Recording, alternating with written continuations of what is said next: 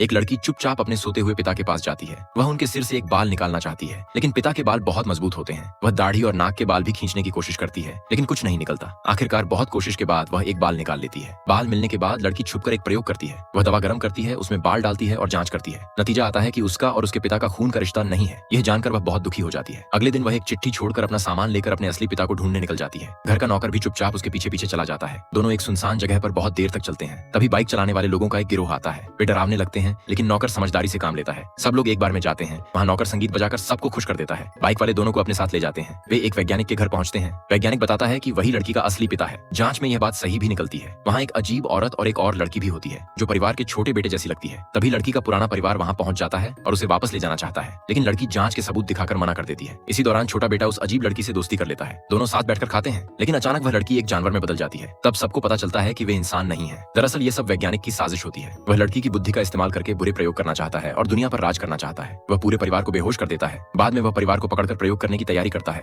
लड़की मना कर देती है और कहती है कि वह किसी को नुकसान नहीं पहुंचाएगी। वैज्ञानिक गुस्से में मशीन चालू कर देता है। तभी नौकर और बाकी लोग मिलकर वैज्ञानिक से लड़ते हैं। गलती से दवाइयां वैज्ञानिक पर गिर जाती हैं और वह एक अजीब राक्षस बन जाता है। एक रिश्तेदार नई दवा पीकर उससे लड़ता है। दोनों गिर जाते हैं, लेकिन रिश्तेदार बच जाता है। हालांकि दवा का असर खत्म होने लगता है। लड़की बहुत दुखी होती है। तभी उसे एक तरीका सूझता है। वह परिवार के खून से दवा बनाती है और रिश्तेदार को देती है। वह ठीक हो जाता है। आखिर में सच्चाई सामने आती है कि पहले की जांच गलत थी, क्योंकि पिता ने नकली बाल पहने हुए थे। असल में लड़की उसी परिवार की थी। वैज्ञानिक ने झूठी जांच दिखाई थी।